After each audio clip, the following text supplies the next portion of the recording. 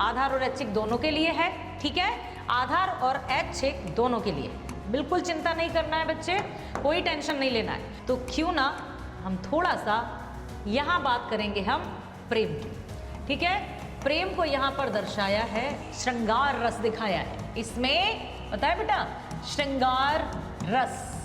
श्रृंगार रस मतलब प्रेम, प्रेम को बताया है जी द्वारा रचित है। बादल राग, जैसे आपने 10th में पढ़ा था, आलोक धनवा जी का जो है पतंग, किस तरह से अपनी आकांक्षाओं, मंजिलें क्या है, रास्ता क्या है, मंजिलें क्या है, रास्ता क्या है, हौसला हो तो फासला क्या है। हेलो मेरे बच्चों, मैं आपकी हिंदी अध्यापिका आज लेकर आई हूं कंप्लीट सिलेबस ओवरव्यू, साथ ही साथ रोड मैप, और मैं बताने वाली हूं कि आप हिंदी कैसे स्टार्ट करें।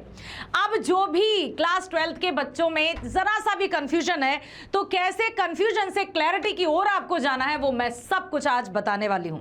हिंदी में अब नहीं होना है आपको हैरान परेशान, क्योंकि अब करने वाली हूं मैं आपकी हर एक समस्या का समाधान। तो सबसे पहले मैं आपको बता ही दूं कि क्यों हो रहे हो तुम कंफ्यूज, क्यों कंफ्यूज हो, क्यों कंफ्यूज हो भाई, किस बात से परेशान हो। मैं जानती हूं कि अब आप सोच रहे होंगे, यदि मैं हिंदी कोर वालों की बात करूं, उसके बाद मैं इलेक्टिव की भी बात करूंगी कि कोर में आरोह, वितान, अभिव्यक्ति और माध्यम, ठीक है, 3 पुस्तक हैं। ठीक उसी तरह से हिंदी इलेक्टिव, जिसको हम ऐच्छिक भी कहते हैं, उसमें भी आपकी अंतरा भाग 2, अंतराल और अभिव्यक्ति और माध्यम। अब आप अपने अपने कोर्स को लेकर बहुत परेशान हैं और ये सोच रहे हैं कि इतनी सारी किताबों को हम कैसे पढ़ेंगे, कैसे हमारे कंफ्यूजन को, कैसे हम कंफ्यूजन से क्लैरिटी की ओर जाएंगे। बस अब आपकी चिंता मेरी चिंता है। मैं आपको बताने वाली हूं कि कैसे आप अपने कंफ्यूजन से क्लैरिटी की ओर जाने वाले हैं। तो क्या करना होगा, ध्यान से देखिए और ध्यान से सुनिए। अब सबसे पहले आपको यह जानना होगा कि आप क्या पढ़ें। आपके मन में भी बहुत सारे क्वेश्चन आते कि क्या पढ़ें, कैसे पढ़ें और याद कैसे रखें। सबसे बड़ी बात तो कि याद कैसे रखें। पढ़ना क्या है, इतना सारा पूरा का पूरा पढ़ना होगा, पूरी किताब पढ़नी होगी, फिर वितान भी पूरी पढ़नी होगी, अंतरा भी पूरी पढ़नी होगी, अंतराल भी पूरी पढ़नी होगी, अभिव्यक्ति और माध्यम, सारा कुछ। इतनी सारी किताबों को हम पढ़ेंगे कैसे। मैं बताऊंगी आपको कि क्या पढ़ना है, कैसे पढ़ना है, वो भी मैं बताने वाली हूं, और आप कैसे अपनी हर एक पढ़ी गई बात को याद रखेंगे, वो भी मैं आपको बताने वाली हूं। सबसे पहला आपका प्रश्न है कि क्या पढ़ें। तो जो आपको मैं पढ़ाऊंगी, जो भी हमारे पाठ होंगे, कहानियां होंगी, कविताएं होंगी, या हम वितान की बात गहराई से करें कि उसमें जो समाज से जुड़ी हुई समस्याओं पर आधारित भी कहानियां होती हैं, तो उनको हम कैसे पढ़ेंगे, क्या पढ़ें। हम पढ़ेंगे कि जो मैं आपको पढ़ा रही हूं, आप अपने हाथ में पेन और कॉपी लेकर जरूर बैठिएगा, ताकि आप उनके शॉर्ट नोट्स तैयार कर सकें। जब हम लिखकर पढ़ते हैं ना बच्चे, सबसे पहले बात है ना कि क्या पढ़ें, तो जो मैंने आपको पढ़ाया है उसके आप संक्षिप्त या शॉर्ट नोट्स तैयार करेंगे और बस उन्हीं को पढ़ेंगे। क्या पढ़ें का उत्तर मिल गया। अब कैसे पढ़ें, कीवर्ड्स पर ध्यान दीजिए। जो मैं आपको पढ़ाते पढ़ाते अंडरलाइन करती हूं कि बेटा ये वाली पंक्ति आपकी परीक्षाओं में पूछी ही जाएगी, ध्यान दीजिएगा। हर एक पाठ और हर एक कविता पढ़ाते समय मैं आपसे कहती हूं, अंडरलाइन करती हूं कि इन बातों को ध्यान रखिए, ये आपकी परीक्षाओं में पूछे जाएंगे और 100% डेफिनेटली वो परीक्षाओं में पूछे जाते हैं, ठीक है। और उसके बाद आपको स्मार्ट लर्निंग करनी है, क्योंकि आप बड़े अच्छे बच्चे हैं, स्मार्ट बच्चे हैं। हार्ड वर्क का जमाना गया, हार्ड वर्क रहेगा लेकिन स्मार्ट वर्क के साथ, ठीक है। अब आप याद रखिएगा कि जब तक आप लेखन अभ्यास नहीं करेंगे, जब तक आप अपने हाथों से लिखेंगे नहीं, समस्या बड़ी की बड़ी रहेगी। तो सुनना है, LSRW, लिसनिंग स्किल। सबसे पहले आप सुनिए, जो मैं आपको पढ़ाऊंगी उसको ध्यान से आपको पढ़ना है और हमारे साथ जुड़ना है। तो लिसनिंग स्किल, फिर आप उसको बोल बोल कर पढ़ेंगे। LS speaking skill, LSR read करिए और फिर राइट करिए, उसको लिखकर अभ्यास करिए। कैसे आप अपने पढ़े हुए को याद नहीं रखेंगे, ऐसा हो ही नहीं सकता। कहने का मतलब जो आपने सुन लिया, जो आपने बोलकर पढ़ लिया, अब लिख लिया, तो कोई भी ऐसा नहीं है इस दुनिया में जो आपके परीक्षाओं में नंबर काट सके। आपकी मात्राओं में भी मिस्टेक नहीं होंगी, जिसकी शिकायत आपको हमेशा रहती है। क्लियर हुआ? यदि हम बात करें सबसे पहले हिंदी कोर की, तो आपकी आरोह भाग 2, वितान भाग 2 और अभिव्यक्ति और माध्यम, इनके चैप्टर्स कौन कौन से हैं वो भी एक बार देख लेते हैं। सबसे पहला हम करते हैं काव्यखंड, क्योंकि हमारा पार्ट 1 जो है आपकी आरोह पुस्तक में वो कविताओं से शुरू है। ठीक है, अब एक और बात मैं बता दूं आपको कि यहाँ पूरी कविताएं हैं और पार्ट 2 में पूरे गद्य खंड हैं, लेकिन आपके प्री बोर्ड्स हुए या आपके जो मिड टर्म होते हैं उनमें आपकी कविताएं एक साथ नहीं पूछी जाएंगी। कुछ कविताएं आएंगी, कुछ गद्य आएंगे।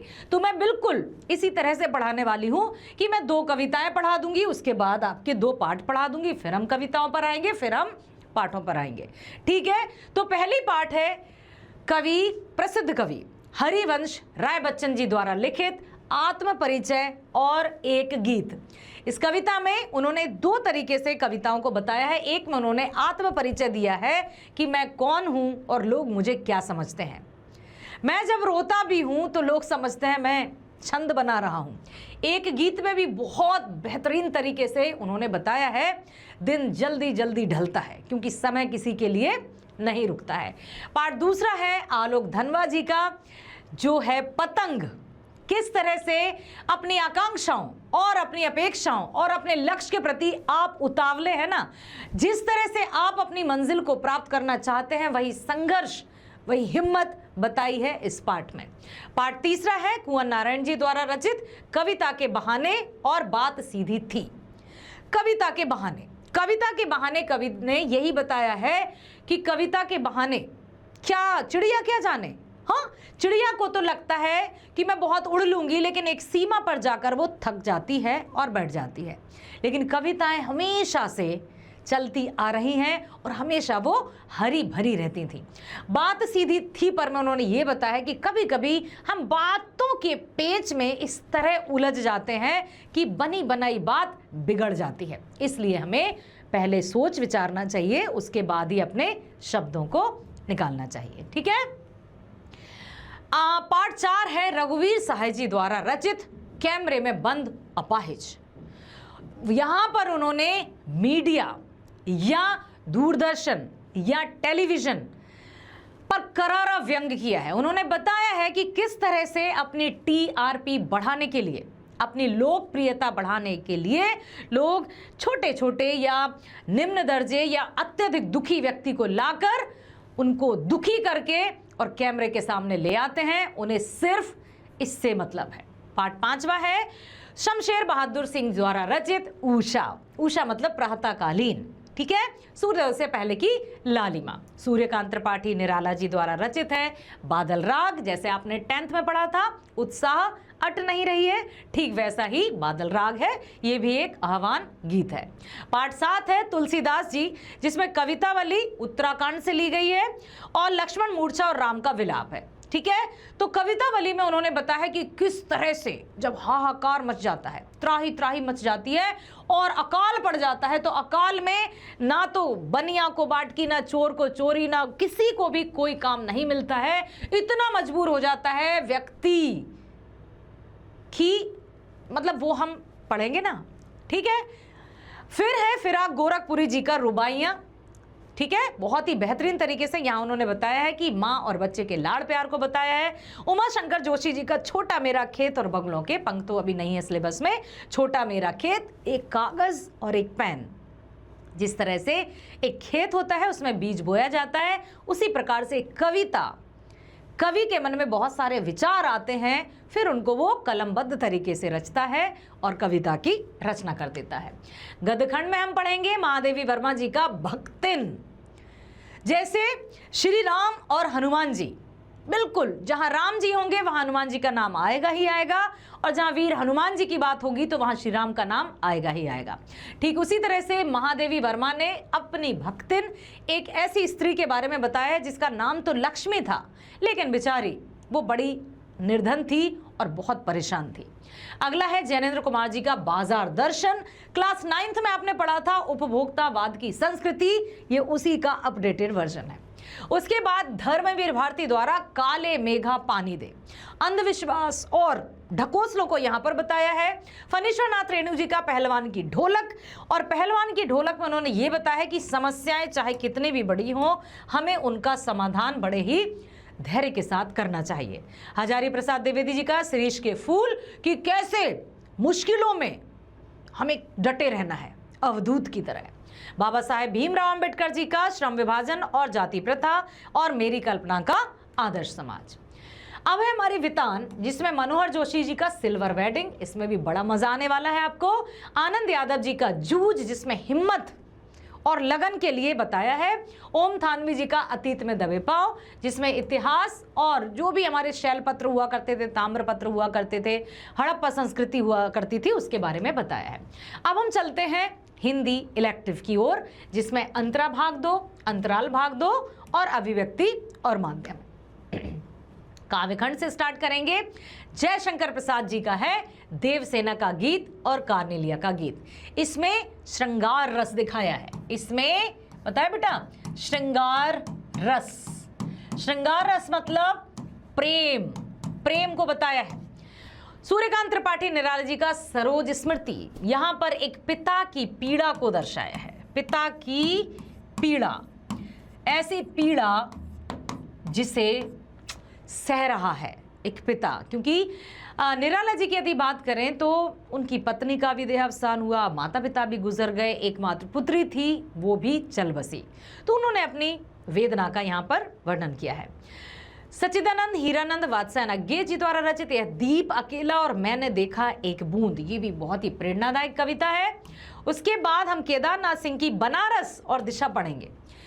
इसमें बनारस को पढ़कर हमें जीवन की हकीकत से पता चलता है कि हम या मनुष्य जो नश्वर है, जिसको लगता है कि मैं ही यहाँ का स्वामी हूँ, मेरा ही यहाँ पर सब पर अधिकार है, ये सारी जो अहंकार की भावना है वो धूमिल हो जाती है बनारस पाठ पढ़ते ही।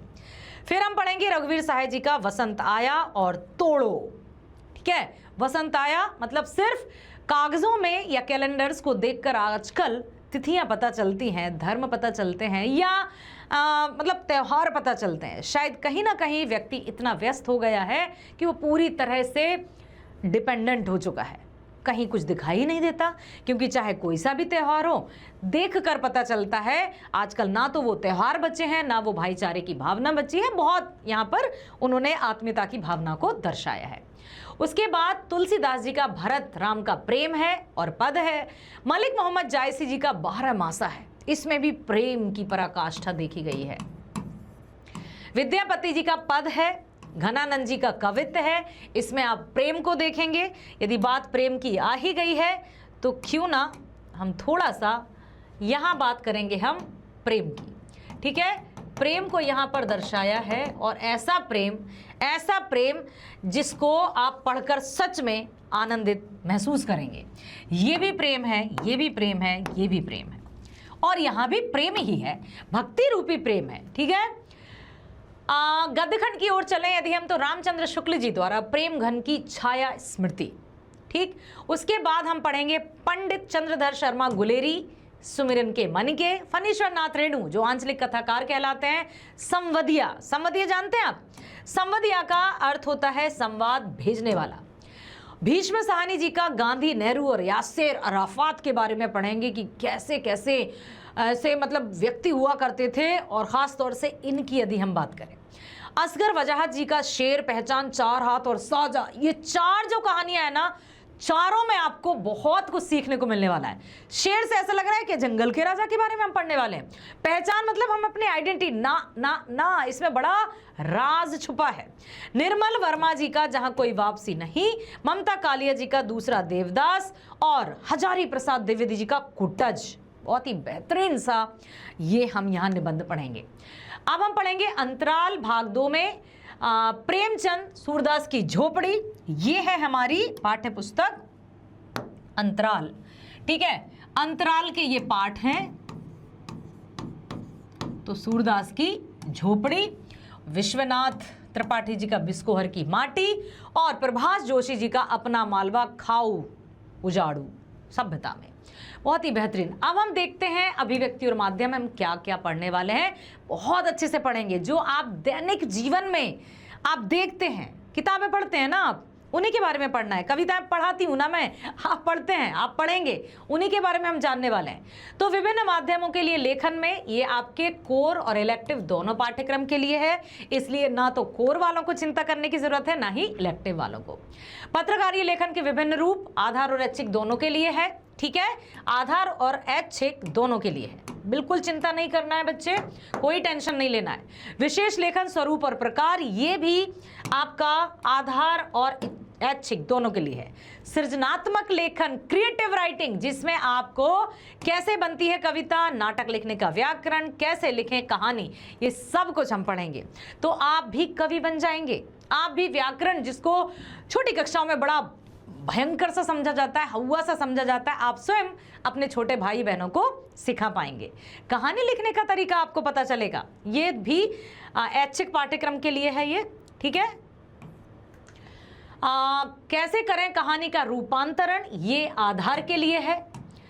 कैसे बनता है रेडियो नाटक, ये भी आधार के लिए है। नए और अप्रत्याशित, ये आधार और ऐच्छिक दोनों के लिए है, ठीक है, समझ में आया। तो ये थे हमारे पूरे चैप्टर्स, आरोह के, वितान के, अभिव्यक्ति और माध्यम, अंतरा और अंतराल, अभिव्यक्ति और माध्यम। अब हम चलते हैं कि कितना मार्क्स जो है, वेटेज क्या है, नंबर किस आधार पर बटे रहते हैं आपकी परीक्षाओं में, तो इस पर आप अच्छे से ध्यान दे दीजिए। आपकी खंड का की यदि हम बात करें बेटा, तो ये रहता है अनसीन पैसेजेस, अपठित बोध, जो कि आता है 18 नंबरों का, ठीक है। एक 8 नंबर, एक 10 नंबर, टोटल हो जाते हैं 18 नंबर। तो ये आपके 18 नंबर का रहेगा। उसके बाद खंड ख में आपका रहेगा अभिव्यक्ति और माध्यम, जो हमने अभी अभी चर्चा की, जिसमें पत्रकारीय लेखन है, सृजनात्मक लेखन है, ठीक है। तो वो रहेगा आपके पूरे 22 अंकों की, अभिव्यक्ति और माध्यम आपके 22 अंकों की है, इसलिए आपको अच्छे से देखना है। फिर खंड ग, क्योंकि पेपर 3 खंडों में ही आता है, खंड ग में हम देखेंगे पाठ्य पुस्तक आरोह तथा वितान पर आधारित प्रश्न, या मैं यहां पर लिख दूं कि अंतरा और अंतराल भी इसी तरह से रहेगी। पाठ्य पुस्तक आरोह और वितान, तो यहां अंतरा और अंतराल भी रहेगी, मतलब ये कोर और इलेक्टिव दोनों के, कोर प्लस इलेक्टिव, ये दोनों के लिए है, इसलिए अब आप चिंता ना करें, ठीक है। 40 नंबर आपके रहेंगे पाठ्य पुस्तक में और कुल अंक रहेंगे आपके 80, कुल अंक हैं आपके 80 नंबर का आपका पेपर आता है, और 20 नंबर जो रहते हैं वो के आपके आंतरिक मूल्यांकन पर रहते हैं, विद्यालय पर रहते हैं आधारित। लेकिन विद्यालय पर किस तरह से रहते हैं, आपकी पढ़ाई के अनुसार। जब आपका परफॉर्मेंस बेहतरीन तरीके से होगा ना, बेस्ट, तो विद्यालय तो सोचेगा कि काश मेरे हाथ में 50 अंक होते तो मैं बच्चे को पूरे 50 के 50 दे दूंगा।